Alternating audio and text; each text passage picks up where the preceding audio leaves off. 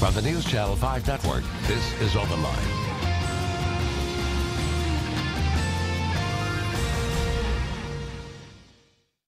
Hello everyone, welcome to OpenLine. I'm Ben Hall. A great opportunity tonight to improve the quality of our lives. We're going to be talking about health and nutrition, an opportunity to get free advice when it comes to healthy eating and some of the challenges that we face during this time of year, the fall. A lot of tailgating, of course Halloween's coming up. What can we do to make things a little bit healthier for us? And we are very happy to have with us Dyan Damron, health and wellness coach. Thank you for being here. Thank you. Glad to be here. You've been on before. I've never had the opportunity to interview you, so I'm glad you're here. I hope to learn a lot. But what are some of the big challenges? This time of year, what are some of the big challenges? Well, it's always, you know, going into the fall season, we're starting tailgating, and I feel like it's kind of a slippery slope. You start on this kind of September, we're ending the summer, we've all had our bathing suits on, and we're good to go, and then we start into fall, and then we go into tailgating, and then all of a sudden there's Halloween candy, and then all of a sudden, next thing you know, it's pumpkins and Thanksgiving, and then before you know it, it's holiday parties, cocktail parties, and Christmas. And you know, I think if we can get on the right foot now, it's a better way to really start, you know, kind of start the holiday season. Because if you think about it, this weekend, all right, Thursday night there's a football game. Saturday, Sunday, lots of football. Yeah. So if you wanted to, you could tailgate right on through. 4 days, yeah. You know, and there'll be big parties for the, you know, opening night of football. On CBS. Then there'll be games, you know, Sunday, people watching the Titans. So you don't think about, everybody knows Christmas is a time, oh, I could gain weight going to all the holiday parties. But tailgating's a real... It really is, and it kind of sneaks up on you because, you know, we've got here, like the guys coming on after us, the high school football, you know, usually that's Thursdays and Fridays, and then Saturdays you've got SEC games or, you know, a college game day, and you could be sitting on the couch and kind of eating all day long for that. And then Sunday you've got NFL, and then now there's Monday Night Football. So, you know, really you could have, you know, before you know it, you've got the entire week full of football food. And really, you know, I say pick your battles. You know, you're really going to want to indulge in certain holiday foods, so don't necessarily sit around eating chips and hot wings and nachos 5 days of the week. You know, really pick your battles. And believe me, I'm not saying nobody's eating tofu at a tailgate. You know, I'm not saying we have to have, you know, diet rabbit food at our tailgate parties or football parties or wherever it happens to be. So I just think we can make better choices, a lot better choices when we go, and whether we're eating at the stadium or parties at our home or at the bar, at the sports bar, or tailgating at the actual games. And part of that is, yeah, when you say making better choices, part of it is just knowing. Right. Because you add a list here of some things that I might eat at a tailgate, and I might not think they're that bad. Right. You know? All right, so hot wings. Right. You know, I see hot wings and I'm like, okay, there's chicken. Chicken's somewhat healthy. I like it. I'm going to go for that. Right. And chicken, usually people think that's great, but the thing about it is when you think about a hot wing or a chicken wing, there's really very little meat on it. It's mostly skin and the syrupy, sticky, you know, and then you dip it in a blue cheese sauce. And actually, if you have a typical order of hot wings with the blue cheese, it's going to have a full day's worth of fat and calories. So just one little order, and that's usually, sometimes you don't even think of hot wings as a full meal. You know, you're usually just sitting there kind of snacking before the meal actually comes. And the thing about it is the worst part about it is there's skin on the chicken, so they deep fry it with the skin on. After they pull it out of the deep fryer, then they actually dunk it in the sticky goodness. The hot sauce is actually a mix of, it's usually about half hot sauce and half butter, and they just dip it in that, and then that's what you get. So there's a lot more, you know, just in terms of thinking about that, and then also, of course, dipping it in the blue cheese, which is basically just usually either sour cream and mayo and then some blue cheese. So I see, that sounds so good to me. But you're right, you got to think about that. I maybe wasn't aware how many calories are in that. Yeah, and you can certainly, you know, I like to make my own. I will make my own, and there's really nothing. A lot of people think, yeah, the picture's up there.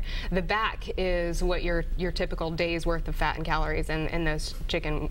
So that's a whole day right there. Yeah. Oh, great. Yeah. Okay. But then in the front is what I made myself, and basically all you do is I marinated it in some yogurt, some Greek yogurt, for, whether it's a few hours or even overnight, and then you pull it out and you dip it in some hot sauce and you just bake it. And that is actually, I use chicken thighs, boneless, skinless chicken thighs. So it's going to be dark meat, which has a lot more flavor, but you don't have the skin and the fat and calories that comes from the skin. And then you bake it so you're not deep frying it. And then the dip that I use is actually just plain Greek yogurt with blue cheese crumbles in it. So that's actually a good hit of protein. And then, of course, you want to add some celery and carrots. Part of it is people just want something to eat while they're watching. Right. They don't need a full meal and thousands of calories. Right. And that right there is very tasty. And all I did, actually, the way that I kind of got it into the size, chicken thighs are pretty small, so I just cut them in half, and you've got basically, little chicken dippers. And they have the exact same flavors. And I usually, that blue cheese dip with the yogurt, a lot of people don't even know the difference. And it's very, very good. So that is great. Now, all right, you can obviously buy the ones in the back there. You can buy those. Now, what about, you have to make these in front yourself, or can you buy them? I don't know. I mean, you can buy them for me, well, for sure. But I mean, I do some catering, and things like that. But they're very easy to make and very easy to take with you, if you were to tailgate or go to a party or things like that. Okay, see, that's great. All right, we're gonna also talk about some other stuff here. Nachos, which I love. But okay, let's take a call. Let's go to Jay. Hello, Jay. Oh man, y'all hitting my weak spot. I know. Dude, now. Hey, she answered my question about the blue cheese. I love blue cheese, and especially with with vegetables and all that. But I got a question. I'm trying to wean off caffeine. I love Coca-Cola, but is there a naturally way to make a flavored water? And I just wanted her opinion. Thanks. Yes, and that's actually something I brought, so it's a very good question, Jay.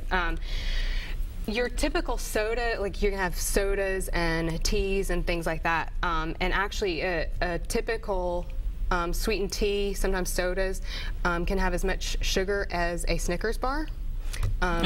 So what I do is I actually make what I call big red, big orange, and big blue, whatever your team colors is, and I call them big blue brew, so for the Titans. So I would say big blue brew, and there in the front, kind of in the middle, is the big orange brew. And basically all you use is 100% natural fruit juice, so 100% orange juice, or for the blue I would probably go grape juice.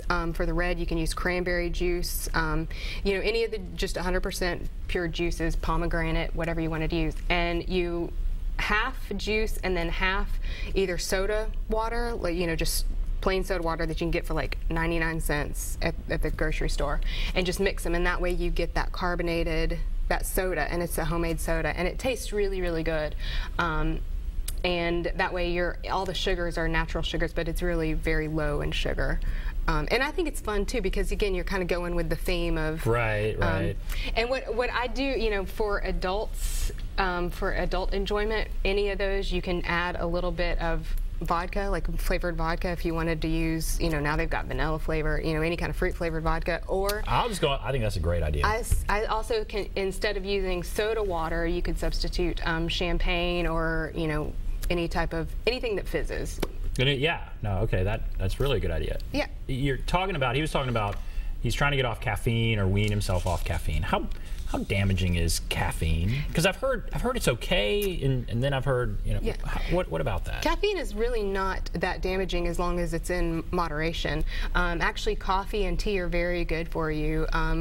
Having, I would say, probably about 16 ounces of like a fresh brewed coffee or fresh brewed tea, whatever, and it can be black or green, or whatever kind of tea you want. I drink coffee. I drink a tall cup of coffee every day.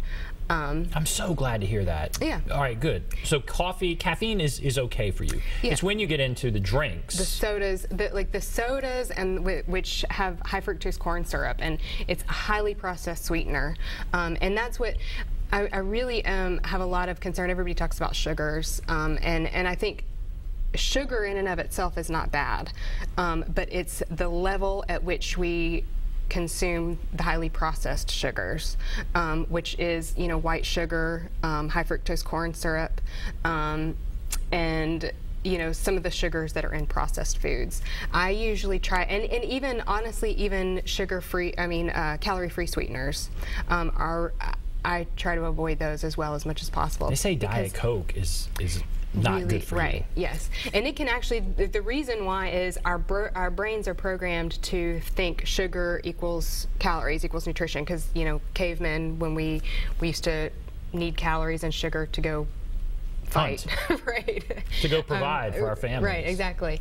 And so once we start, and I think it's especially bad for children to have the calorie-free stuff, because our brains are programmed to think, okay, it's sweet, it tastes sweet, we're getting calories, but it doesn't register with our bodies, so it makes us crave sweet even more and more and more. So, and then also, I think the idea of what kind of usually goes with those sugary drinks, and but again, I mean, our milk was, our mother's milk, or what we grew up on as babies, is sweet, and it comes with some sugar in it. It's a lactose, and that's what we need. That's, so sugar in and of itself is not necessarily bad. It's just the highly processed and the amount of sugar that we're consuming now. All right, we'll continue to talk about that. And all right, we're going to talk about nachos and some other things that you'll see at a tailgate. If you want to call nutrition advice, give us a call, 615-737-PLUS, 615-737-7587.